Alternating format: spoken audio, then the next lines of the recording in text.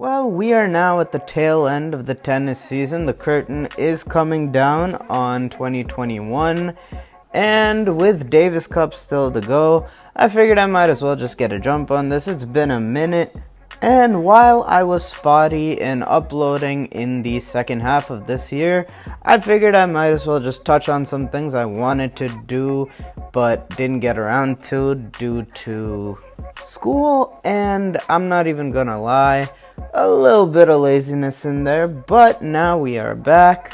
We had a lot going on through the home stretch of this tennis season, through the indoor swing, and I'm gonna try my hand here at talking about some stuff that I had my eye on in particular throughout that stretch. So without further ado, let's get to the point of this video, and a video that I have teased for a very, very long time and is long overdue. So let's just get into talking about Carlos Alcaraz. So I first really laid eyes on this kid back in Madrid this year for obviously Rafa Nadal's first match there this year, and I've gotta say, coming out of that match I wasn't particularly impressed. I was just like, well, it's just Rafa schooling another one of these so-called rising stars of the next gen that have been built up forever and hadn't really made so much as a dent in the big three armor until, of course, the rest of this year unfolded. That being said, it only really took me one more viewing in Umag, coincidentally enough, where he went on to claim his first title, and I have held this belief ever since. It's him. For real, it's him.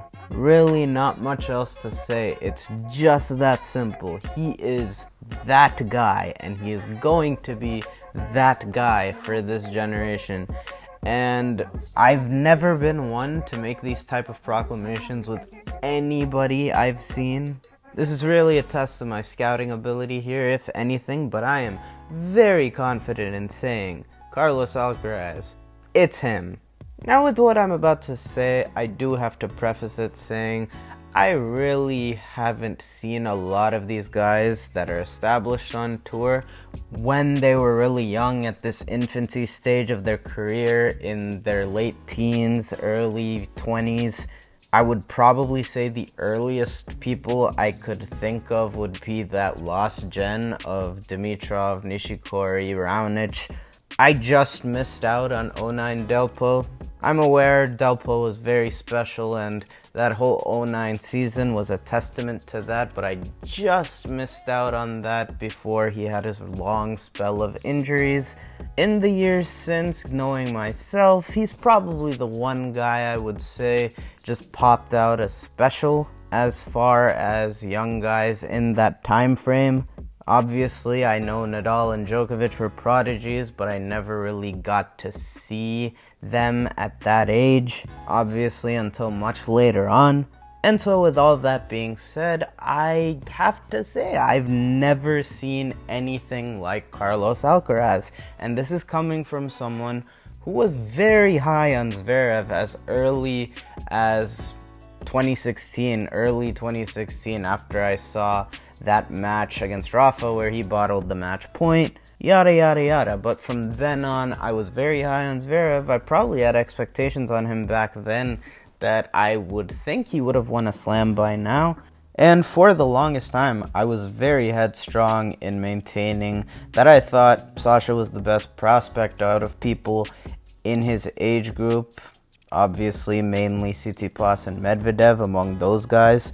And I say all of that just to put into perspective how highly I viewed Alexander Zverev, the prospect. And yet here I am telling you that I think Carlos is even better. And I don't mean this as a diss to all of the other younger guys, but pretty much all of the people in the 25 and under club, you can point to at least one major deficiency, whether it be mental, physical, or technical. Pretty much all of them have at least one that's really held them back from achieving more. And with what you see out of Carlos Alcaraz, that doesn't really exist. The tools are all there already, and they're tools that'll only get better and tools that surely translate to him being successful on every surface. It's hard to really put Carlos up against anybody in his own age group, stack him up against those guys, because as the Next Gen Finals and really the duration of this past year has displayed, he is leaps and bounds ahead of pretty much everybody in that age group.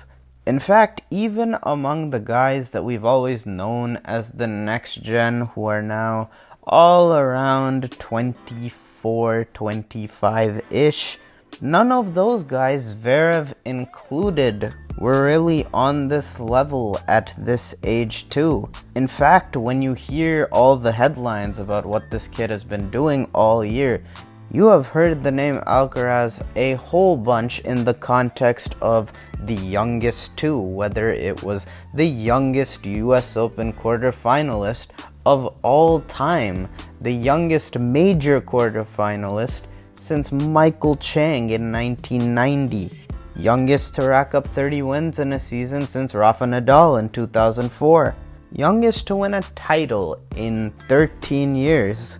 I don't know, man, when you're respectably stacking up against a couple of those greats I mentioned at such an early age, it seems like he has greatness written all over him. And it's not like he's done this with a very unorthodox playing style that might just catch people off guard. No. When you get down to the technical aspects, everything is just as rock solid as the results would say.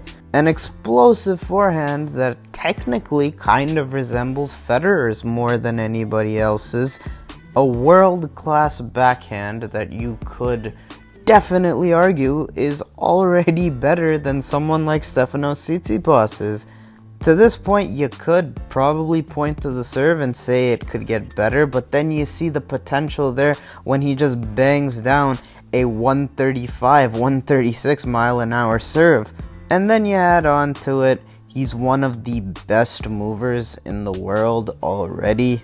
Like, he is just electric. And what kind of goes along with that is the slice defense, what goes a little bit under the radar, because among a lot of the newer players today, the slice, and especially the slice on defense, has become kind of, I guess I'd say, an afterthought. But this kid, he gets it. Incredible returner on top of it. I got to see him live against Gojowicz in the 4th round at New York, where he came back from 2-1 down.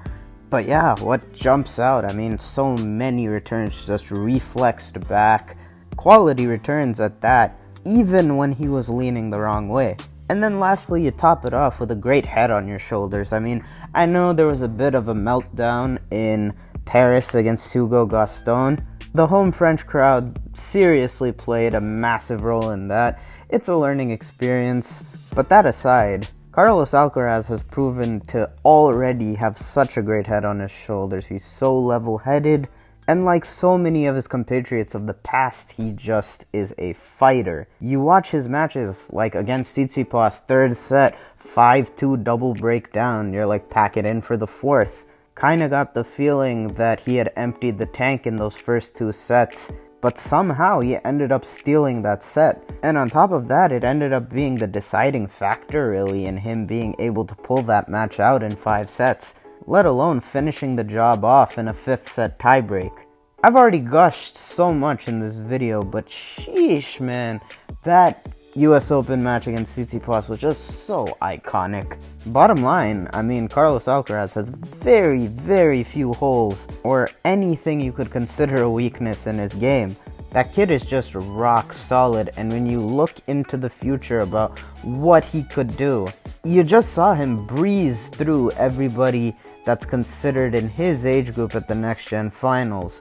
With the way he finished 2021, particularly through the second half of the year, you really have to wonder, it's not that far-fetched that he could find himself at Turin among the top 8 next year. He's going to be seeded, and from what we can tell so far, really anybody outside the top 3 in the current field, you could make a compelling case they're fair game for him. Already notched 3 top 10 wins this year, going up as far as, at the time, number 3 Tsitsipas, along with Matteo Berrettini and Jannik Sinner.